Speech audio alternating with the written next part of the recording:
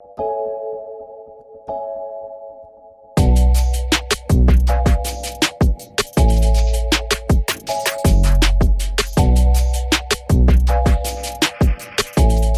everyone, thank you for clicking on my video. I hope you stick around. I hope you find something informational, and I hope you enjoy this content. For those of you who are subscribed to my channel, you'll notice that I made some differences with my setup as far as the background, video angles, stuff like that. I wanted to kind of change it up, and I wanted to see if you guys like it or not. So your feedback is very helpful. So please let me know down below what you think about these videos now. So as you all know from clicking on the video, today we're going to be talking about the M110A1, kind of how things are going since I first put it together about a year ago, and my favorite addition to the rifle, which is the OSS suppressor. So we're going to be talking about that today.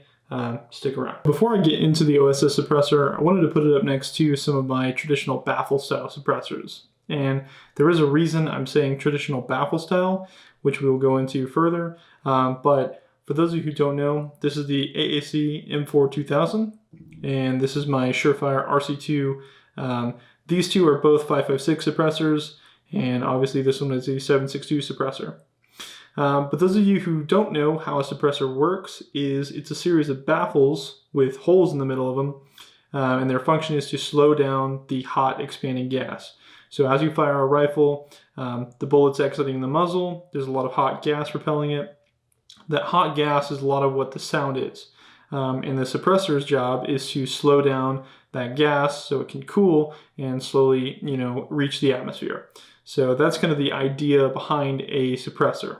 So one of the downsides of the Baffle Style system is that it introduces back pressure to the rifle. So as you have those discs that the bullet is passing through, that pressure is wanting to go back into the barrel of the rifle, and it's overpressuring the system. So for semi-automatic and fully automatic rifles, that could be a problem. It increases cyclic rate, the damage on components.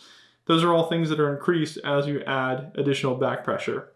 So the old AAC M4 2000 and the RC2, they're both Baffle Style suppressors, and one of the things that they try to limit is the back pressure in the system. But I'll show you that when you introduce the AAC style suppressor to the 417, you start getting into overpressuring.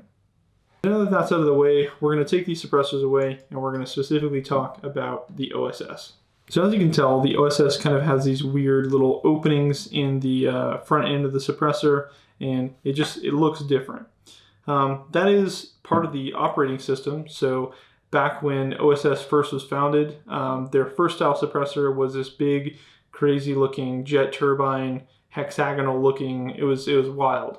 But the part of their design, their philosophy was that by using this turbine looking design, they're able to allow for gas expansion and cooling, all while keeping it an open system. So as you can see, looking in the muzzle, I don't know if you can see light through there, but this is all one continuous design. So rather than having one opening for the bullet, there's actually a bunch of these tiny openings for the hot gases. So as the rifle is fired, it passes through, and then there's a series of channels and chambers that the gases go through, and then finally make their way down to the muzzle end of the suppressor, and everything is released that way. So another note about the OSS original design, OSS used to use a flash hider that looked like this crazy jet turbine looking thing. So when you took off the actual suppressor, you were left with a muzzle device that looked, very strange. It didn't look like a traditional compensator, muzzle brake, flash hider that people were used to. One thing I will say about their new design is that it looks more like a traditional, like flash hider or compensator. So this one is actually listed as a compensator. This is for 15:1 metric threads, which is the thread pattern that HK is in. So this is the muzzle brake that the actual suppressor threads onto. While the name HXQD sounds like it is a quick detach suppressor, much like my RC2 or AAC M4 2000, it's not what you would think as a quick detach. So there's no mechanical mechanism of you actually taking the suppressor off. Basically just very coarse threads that the suppressor threads onto. You can see right in front of the threads that there's this taper. And as you can tell, there's carbon on the actual flash hider or compensator, but there is no carbon behind these threads. And that taper plays a very important role in preventing carbon lock. So say for example, the AEM5. So the AEM5 doesn't have a thread or a taper before the threads, so carbon lock is an issue for that one. So as you bring on the suppressor, you can see that the taper is the first thing that the suppressor interfaces with. As you thread it on, the suppressor backs into the taper as you thread it.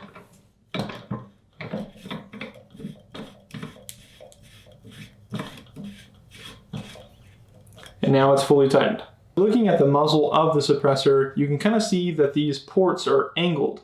So there's a really cool video on OSS's YouTube about when they unscrew the suppressor. So I'll have it like this, and it'll fire it, and the rifle suppressor will actually spin and tighten. So that's how they get the self-tightening mechanism. But that being said, I have noticed that it gets very tight after a long firing session. So it hasn't been locked per se, but it does, get a substantial bit of torque as you fire the rifle. So now to talk about the rifle system as a whole. So the reason that the OSS suppressor works so well with this rifle is because the HK 416 or 417 is just naturally overgassed. These are for a lot of reasons, reliability in harsh environments, and a lot of things went into consideration when making the platform. It's proven, it's still in use, it works. So when you're talking about an overgas system or a very high pressure system, adding a suppressor will only increase that and then, just introduce problems. So you have, like I said, higher cyclic rate, higher wear on parts, and things like that. So when introducing the low pressure suppressor, in conjunction with this platform, it just works very well.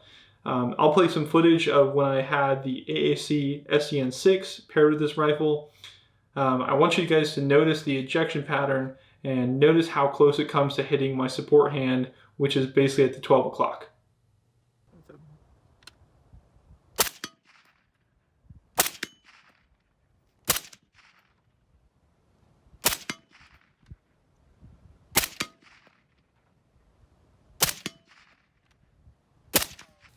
So just looking at that video, you can kind of tell where the shells are ejecting, and that kind of gives you an idea of the wear on the system. So you can tell it's just not good. That's not how it's supposed to be. When I was shooting with the OSS suppressor, I noticed a drastic change. So I actually didn't notice hardly any change in the ejection pattern when I was going unsuppressed versus when I had the OSS suppressor on. If there's any testament to if the system actually works, it's that. It really does have very limited gas blowback. Good shot. Good shot. Damn. I'm just fucking shaking because I'm a fucking weak bitch. I'll get that one in a second.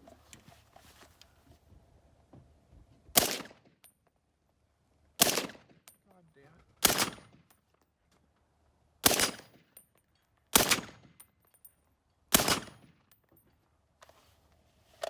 Cool.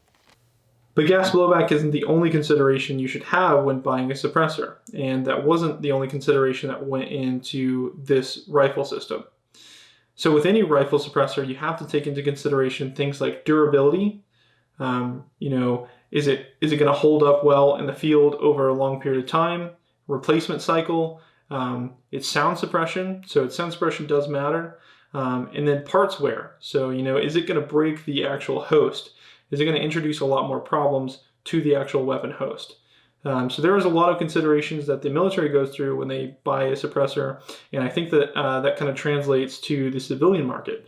If you had asked me if I had one suppressor to do it all, that wouldn't be the best way to go about things. I know that there are some budget constraints with people, but I would say that if you're compromising, if you're getting a do-it-all suppressor, you're going to end up compromising in some of those aspects. So just keep that in mind when you're looking for a do-it-all suppressor. Another big question I always get is, why is this not the SASS or the SAS? Why is it called the SDMR? Well, for those of you who don't know, the M110A1, it's a two-part system, and it's comprised of the SDMR, which is this one in front of me, the Squad Designated Marksman Rifle, and then the CSAS. The differences between the systems are going to be the optic. So in this case, the SDMR uses the SIG Tango 6, which is a 1:6 optic, and then the CSAS uses the Schmittenbender. I think it's a 3-20. I think it's a 3-20 ultra short. So big difference in optic. I mean, when you talk about price, huge difference. When you talk about magnification, also a huge difference. And then the final difference between the CSAS and the SDMR is going to be the adjustable stock. So on the SDMR, it uses the traditional non-cheek piece stock, and then the CSAS uses the adjustable comb stock. So really, those are the only differences between the CSAS and the SDMR M110A1. What is the M110A1's intended role? So the M110A1 SDMR is more intended to replace things like the M14, Mark 17, or even the M110 SR25. So it's anywhere between 0, 500, or 600 meter engagements, whereas the CSAS is more towards the 1,000 meter engagement mark.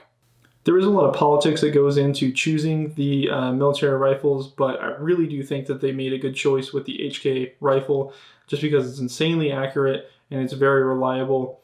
I will say it's very heavy, but with heaviness comes other things like accuracy over sustained fire, things like that.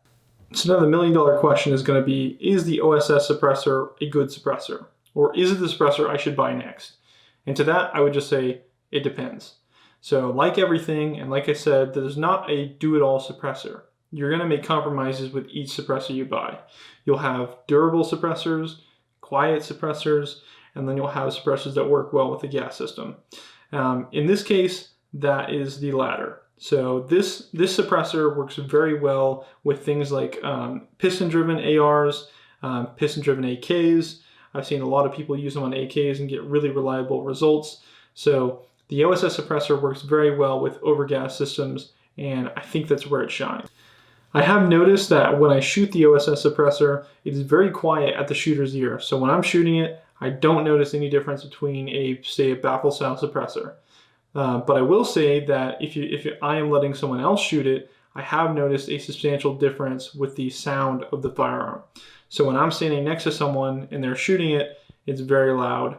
It's almost uncomfortable. But that being said, that's probably how it works. You have hot expanding gases escaping in a perpendicular method. In closing, I think this rifle is insanely amazing. I've been very impressed with this rifle. It's probably my favorite rifle in my collection just because it has taken me the longest to put together, and it's probably the most expensive.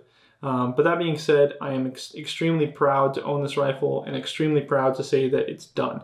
A lot of people have helped me through this process between the engraving and the Cerakote, which everyone should follow. Engage Armament. They do insane Cerakote work. I know I've helped a lot of people do similar builds like this. I can't say, Engage Armament enough. They do a very good job with lasering and Cerakote. So, little plug, and I'll leave a link down below so you can reach out for them for any work that you might need. So with that being said, thank you guys for watching. I appreciate your support. The channel has grown a lot over the past few months, and I can't say thank you enough. I hope you guys appreciate the improvement in quality. I hope you guys can notice an improvement in quality. Like I said, your feedback is very helpful in letting me know what to do and what to change. So I appreciate it. Stick around because I have a lot more exciting things to show you guys in the near coming future, and I'll try to stick to a more regular upload schedule. But that being said, thank you all, and I'll see you soon.